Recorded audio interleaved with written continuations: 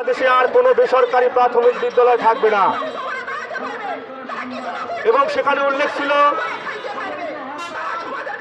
Registrar আবেদনকৃত দলিলকৃত 2012 সালের 27 ফেব্রুয়ারির পূর্বে স্থাপিত প্রত্যেকটি বেসরকারি প্রাথমিক বিদ্যালয় জাতীয়করণের আওতায় আসবে।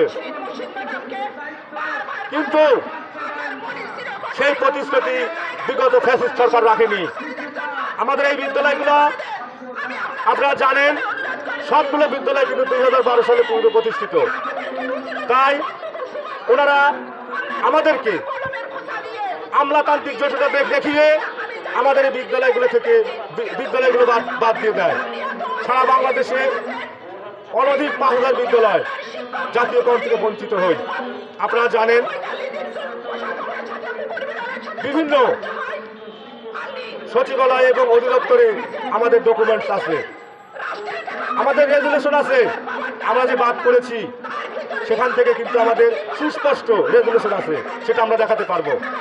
সুতরাং আমাদেরকে বৈষম্য করে রাখবেন না। আমরা এই বৈষম্যহীন হয়ে থাকতে চাই না, আমরা বঞ্চিত হয়ে থাকতে চাই না। আমাদেরও বাঁচার অধিকার আছে, আমরাও বাঁচতে চাই, আমরাও আমাদের পাঠদানে ফিরে যেতে চাই। সুতরাং আমাদেরকে সংশ্লিষ্ট মন্ত্রণালয় একটি সুস্পষ্ট ঘোষণা দিয়ে আমাদেরকে বাড়ি ফেরানোর ব্যবস্থা করবেন।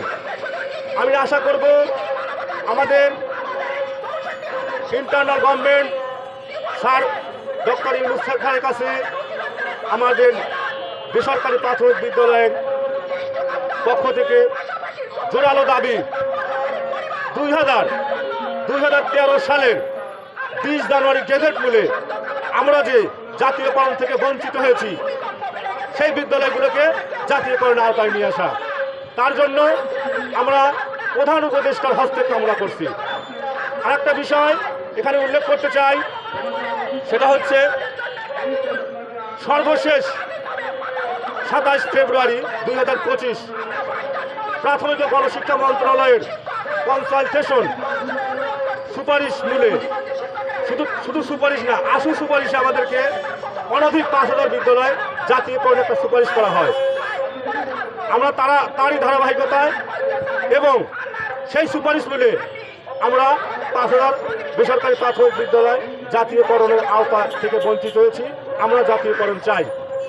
তাই আমাদের যেহেতু গেজেট আছে এবং কনসালটেশন কমিটির সুপারিশ আছে, সেই দাবি নিয়ে আমরা আবারও লাগাতার অবস্থান কর্মসূচি পালন করছি। আজ আমাদের লাগাতার অবস্থান কর্মসূচি 31 দিন অতিবাহিত করছে।